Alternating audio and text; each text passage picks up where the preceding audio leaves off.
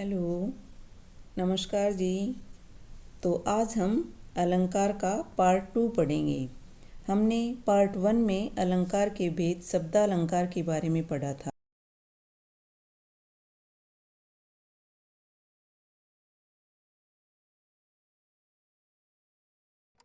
और आज हम अलंकार के दूसरे भेद अर्थालंकार के बारे में पढ़ेंगे।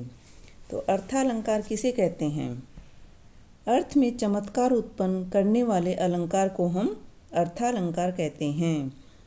इस अलंकार में अर्थ के माध्यम से काव्य में सौंदर्य में वृद्धि की जाती है। और शब्दालंकार में क्या था? शब्दों के माध्यम से सौंदर्य में वृद्धि की जाती थी। और अर्थालंकार में अर्थ के माध्यम से सौंदर्य में वृद्धि की जाती है। अर्थालंकार के 5 भेद के बारे में पढ़ेंगे। यहाँ उन्हीं भेदों का अध्ययन किया जाएगा। ठीक है। अर्थालंकार के भेद, अर्थालंकार के 5 भेद हैं: उपमा अलंकार, रूपक अलंकार, उत्प्रेक्षा अलंकार, अतिशयोक्ति अलंकार और मानवीकरण अलंकार। तो उपमा अलंकार, उपमा अलंकार उसे कहते हैं जब काव्य में किसी वस्तु या व्यक्ति की तुलना किसी अत्यंत प्रसिद्ध वस्तु या व्यक्ति से की जाती है तो उसे हम उपमा अलंकार कहते हैं। जैसे पीपर पात सरिस मन डोला। ठीक है। इसमें क्या है? यहाँ पर मन के डोलने की तुलना पीपल के पत्ते से की गई है, अतः यहाँ क्या हो जाएगा? उपमा अलंकार। इसमें क्या है? किसी प्रसिद्ध वस्तु से कर दी गई है ना, इसलिए इसमें आ जाएगा उपमा अलंकार। उपमा अलंकार के अंग, उपमा अलंकार के 4 अंग होते हैं। उपमेय, पहला होता है उपमेय, जिसकी उपमा दी जाए उसे हम क्या कहेंगे? उपमेय। उपयुक्त पंक्ति में क्या था? उपमेय क्या था? मन। ठीक है। पीछे वाली पंक्ति में क्या था? ये था ना, जैसे पीपर पात सरिस मंडोला, तो इसमें उपमेय क्या हुआ? मन। ठीक है। और उपमान क्या हुआ? जिस प्रसिद्ध वस्तु या व्यक्ति से उपमा दी जाती है उसे हम क्या कहेंगे? उपमान। और समान धर्म, उपमेय उपमान की वह विशेषता जो दोनों में एक समान है उसे क्या कहेंगे? उपमान। तो उपयुक्त उदाहरण में डोलना समान धर्म है। ठीक है। वाचक शब्द वे शब्द जो उपमेय और उपमान की समानता प्रकट करते हैं उसे हम क्या कहेंगे? उपमान। तो उपयुक्त उदाहरण में सरिस वाचक शब्द है। ठीक है। सा, सम, सी, सरिस, इव, समाना आदि कुछ अन्य वाचक शब्द हैं। ठीक है। इसमें ये शब्द भी आ जाते हैं उपमा अलंकार में। सा, सम, सी, सरिस, इव, समाना आदि कुछ अन्य वाचक शब्द भी आते हैं। जैसे और उदाहरणों से समझते हैं। जैसे मुख मयंक सम मंजू मनोहर, तो इसमें उपमेय क्या हो गया? मुख तो हो गया उपमेय। ठीक है। और उपमान क्या हो गया? मयंक। इसकी उपमा दी गई है। ठीक है, कि मतलब चंद्रमा के समान मुख है। और साधारण धर्म क्या हो गया? मंजू मनोहर। ठीक है। और वाचक शब्द क्या हो गया? सम। ठीक है, मतलब समानता प्रकट की गई है। तो इसमें क्या हो जाएगा? उपमा अलंकार। फिर दूसरा और उदाहरण से लेते हैं। हाय फूल सी कोमल बच्ची हुई राख की ढेरी थी। इसमें क्या हुआ? उपमेय क्या हुआ? बच्ची। ठीक है। और उपमान क्या हुआ? फूल। ठीक है। फूल सी, ये क्या हो गया? उपमान हो गया। सी तो हो गया वाचक और फूल हो गया उपमान। साधारण धर्म कोमल। ठीक है। कोमल क्या हो गया? साधारण धर्म। और वाचक क्या हुआ? सी। ठीक है। आया समझ में? एक और उदाहरण लेते हैं समझने के लिए। जैसे निर्मल तेरा नीर अमृत सम उत्तम है, तो इसमें नीर क्या हो गया? उपमेय हो गया। और अमृत क्या हो गया? उपमान हो गया। क्यों? इसकी उपमा दी गई है। तो नीर तो हो गया उपमेय और अमृत हो गया उपमान। और उत्तम क्या हो गया? साधारण धर्म। ठीक है। और वाचक क्या हो गया? सम। फिर चौथा उदाहरण और देखते हैं। तब तो बहता समय सिलासा जम जाएगा। इसमें क्या हो गया? उपमेय क्या हुआ? समय। ठीक है। और उपमान क्या हुआ? शिला। क्यों? शिला की उपमा दी गई है इसमें। तो उपमान क्या हो गया? शिला। और सा क्या हो गया? वाचक द्रम। और साधारण धर्म क्या हुआ? जम, मतलब ठहर सजाना। जम क्या है? साधारण धर्म है। ठीक है, फिर एक और उदाहरण देखते हैं। उषा सुनहले तीर बरसती जय लक्ष्मी सी उदित हुई। तो इसमें बताओ वाचक शब्द क्या है? सी। तो इससे भी हमें पता चलता है जिसमें सा, सी ये ऐसे वर्ड आते हैं उसमें क्या होता है? उपमा अलंकार आ जाता है। ठीक है, फिर इसमें क्या है? उपमेय क्या है? उषा। उषा क्या है? उपमेय है। और उपमान क्या हुआ? जय लक्ष्मी। ठीक है, जय लक्ष्मी सी। तो इसमें इसकी उपमा दी गई है, तो ये क्या हो गया? उपमान। साधारण धर्म क्या हुआ? उदित हुई। ठीक है, आ गया होगा इतने उदाहरण से समझ में। चलो एक और देखते हैं। बंधव कोमल कमल से जग जननी के पाँव। इसमें उपमान क्या हुआ बताओ? उपमान हुआ कमल। ठीक है, और उपमेय क्या हुआ?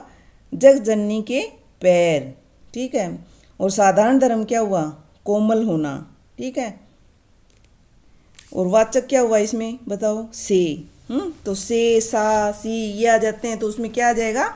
उपमा अलंकार। ये बात भी ध्यान रखनी है। फिर हम दूसरा वेद पढ़ते हैं।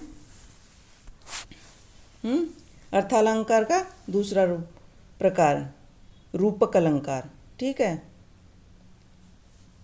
जब रूप गुण की अत्यधिक समानता के कारण उपमेय पर उपमान का भेद रहित आरोप हो तो वहाँ क्या आ जाता है? रूपक अलंकार। मतलब दोनों को एक कर दिया जाता है उसमें। रूपक अलंकार में उपमेय और उपमान में भिन्नता नहीं रह जाती है, उसमें भिन्नता खत्म हो जाती है, वो एक ही हो जाते हैं। मतलब जैसे चरण कमल बंदी हरि राई, यहाँ पर हरि के चरणों का उपमेय में कमल उपमान का आरोप है, अतः यहाँ क्या हो जाएगा? रूपक अलंकार। कुछ अन्य उदाहरण और लेते हैं, जैसे इसके मुनि पद कमल बंदी दो भ्राता। मुनि के चरणों, ये क्या हो गया? मुनि के चरण क्या हो गए? उपमेय, पर कमल उपमान का आरोपित है। जैसे मुनि पद कमल बंदी दो भ्राता। मुनि पद कम, मतलब इसमें देखो वो बीच में सा, सी और वे नहीं आए ना, तो इसमें क्या हो गया? उपमेय का उपमान का आरोप हो गया, तो ये एक ही कर दिया, इनका भेद खत्म कर दिया। तो ये इसमें क्या हो जाएगा? रूपक अलंकार। जैसे भजमन चरण कंवल अविनाशी, ईश्वर के चरणों पर कंवल उपमान का आरोप है।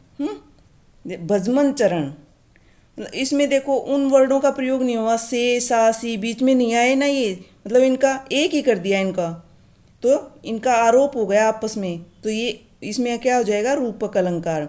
बंद नहीं अब भी चलते हैं नेति नटी के क्रियाकलाप, प्रकृति के व्यवहार, प्रकृति के कार्य व्यवहार क्या हो गया? उपमेय हो गया, पर नियति नटी का आरोप है। ठीक है, मतलब उपमान का इस पे आरोप है, तो इसमें भी रूपक अलंकार हो जाएगा।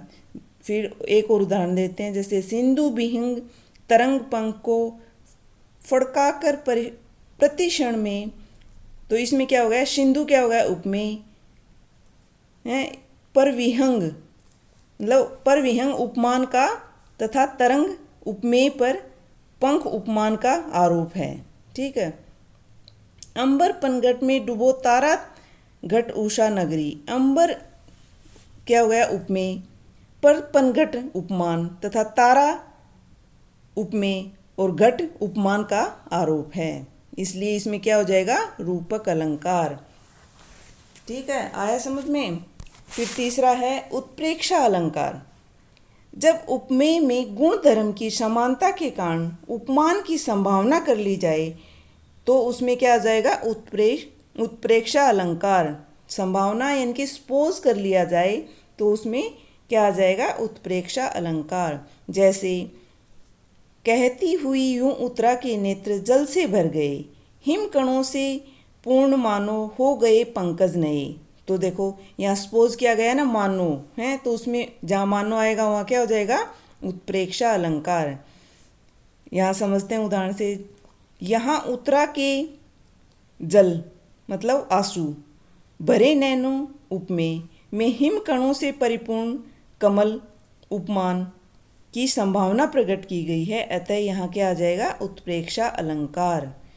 जहाँ संभावना आ जाएगी वहाँ पर होगा उत्प्रेक्षा अलंकार। उत्प्रेक्षा अलंकार की पहचान कुछ शब्दों से कर लेते हैं, जैसे जिसमें मनहु, मनहु, मानो, जानो, जनेहु, जयो, जनु आदि वाचक शब्दों का प्रयोग होता है, तो वहाँ क्या आ जाएगा? उत्प्रेक्षा अलंकार।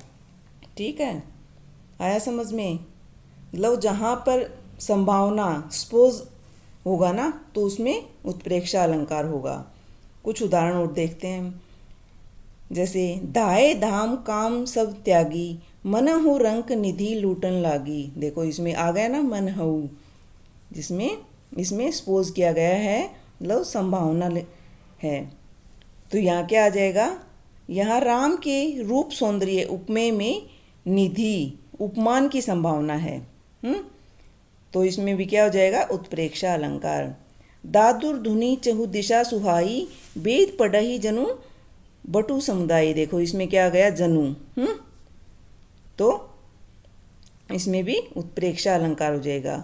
यहाँ मेंढकों की आवाज़ में ब्रह्मचारी समुदाय द्वारा वेद पढ़ने की संभावना प्रकट की गई है। ठीक है, तो जहाँ संभावना होगी वहाँ हो जाएगा उत्प्रेक्षा अलंकार। देखी रूप लोचन ललचाने, हर से जनु निज निधि पहचाने। तो देखो यहाँ भी जनु आया, वाचक शब्द जनु का प्रयोग हुआ, तो यहाँ क्या हो जाएगा? उत्प्रेक्षा अलंकार। यहाँ राम के रूप सौंदर्य में निधियों की संभावना प्रकट की गई है, तो यहाँ क्या आ जाएगा? उत्प्रेक्षा अलंकार। अति कटु वचन कहत के कई, मानहु अति कटु वचन कहत के कई, मानहु लोम जरे पर देई। यहाँ पर कटु वचन से उत्पन्न पीड़ा में जलने पर नमक छिड़कने से वे कष्ट की संभावना प्रकट की गई है। ठीक है, देखो इसमें क्या है? मानहु वाचक शब्द का प्रयोग हुआ है, तो इसमें क्या हो गई? संभावना प्रकट की गई है, तो इसमें भी उत्प्रेक्षा अलंकार होगा। एक उदाहरण और देखते हैं, जैसे चमचमात चंचल नयन, बीच घूंघट पर झीन, मानहु सुरसरिता विमल, जल उछरत जुगमीन। यहाँ पर घूंघट के जीने परों से ढके दोनों नैनों में गंगा जी में उछलते युग्लमीन की संभावना प्रकट की गई है। तो आपको बताया मैंने कि जहाँ संभावना प्रकट की गई है, संभावना प्रकट होती है, वहाँ पर उत्प्रेक्षा अलंकार आ जाता है। ठीक है, फिर चौथा प्रकार पढ़ते हैं अतिशयोक्ति अलंकार। जहाँ किसी व्यक्ति, वस्तु आदि को गुण, रूप, सौंदर्य आदि का वर्णन इतना बढ़ा चढ़ाकर किया जाए कि जिस पर विश्वास करना कठिन हो, तो वहाँ क्या आ जाएगा? अतिशयोक्ति अलंकार। जैसे एक दिन राम पतंग उड़ाई, देवलोक में पहुंची जाई।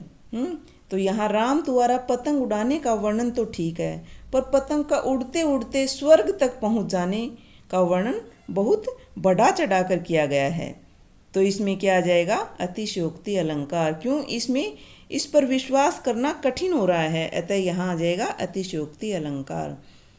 जैसे उदाहरण से समझते हैं, देख लो साकेत नगरी है यही, स्वर्ग से मिलने गगन में जा रही। यहाँ साकेत नगरी की तुलना स्वर्ग की समृद्धि से करने का अतिशयोक्तिपूर्ण वर्णन है। मतलब उस बात को बढ़ा चढ़ा कर कहा जाता है जिस पर विश्वास करना कठिन हो जाता है।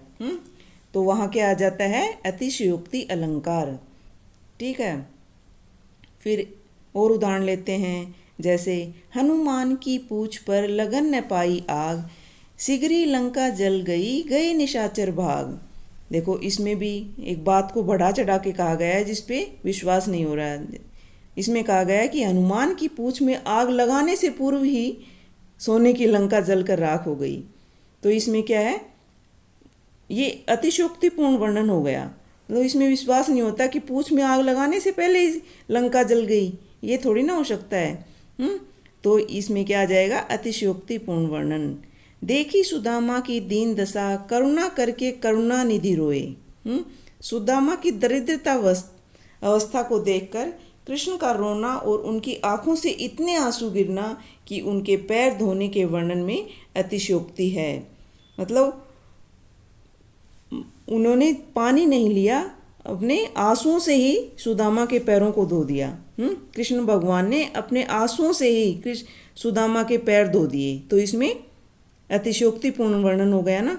मतलब इस पे विश्वास नहीं होता कि आंसुओं से भी कभी पैर धुल सकते हैं, तो इसमें क्या आ जाएगा, अतिशयोक्तिपूर्ण अलंकार। फिर अलंकार का अर्थालंकार का पांचवा भेद मानवीकरण अलंकार। इसे नाम से ही पता चल रहा है, जैसे मानवी मतलब मनुष्य, मानवीकरण अलंकार। जब जड़ पदार्थों और प्रकृति के अंग जैसे नदी, पर्वत, पेड़, लताएं, झरने, हवा, पत्थर, पक्षी आदि पर मानवीय क्रियाओं का आरोप लगाया जाए, मतलब इन पे मानवीय क्रियाओं का आरोप लगा जाता है, तो वहाँ मनुष्य जैसा कार्य व्यवहार करता हुआ दिखाया जाता है, तब वहाँ क्या जाता है, मानवीकरण अलंकार। मतलब इन जड़ पदार्थों पर जैसे नदी, पर्वत, पेड़, लताएं, झरने, हवा, पत्थर, पक्षी, इन पर मानवीय क्रियाओं का आरोप लगाया जाए। जैसे जो मानव क्रियाएं करता है ना, उनकी तरह उनको सजीव वर्णन कर दिया जाता है, तो वहाँ क्या आ जाता है, मानवीकरण अलंकार। जैसे हर साया ताल लाया पानी परात भर के, या मेहमान के आने पर तालाब द्वारा खुश होकर पानी लाने का कार्य करते हुए दिखाया गया है, तो यहाँ क्या आ जाएगा, मानवीकरण अलंकार। आया समझ में?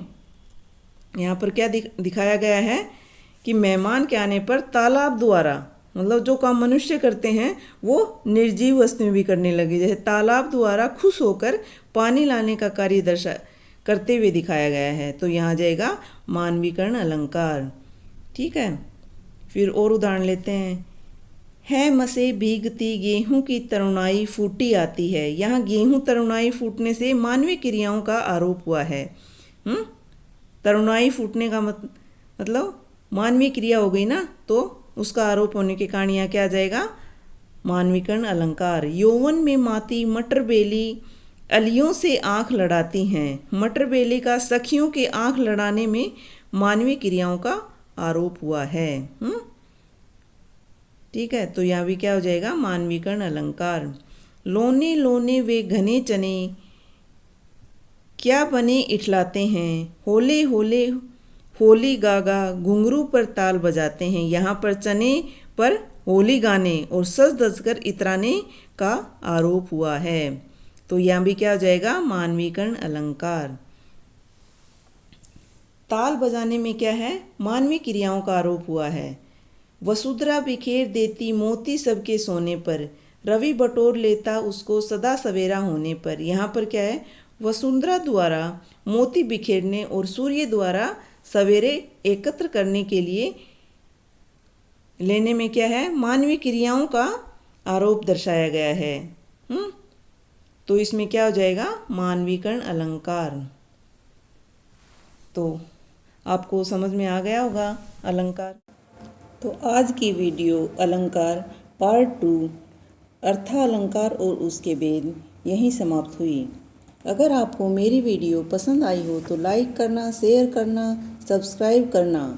धन्यवाद, धन्यवाद, धन्यवाद, धन्यवाद, धन्यवाद।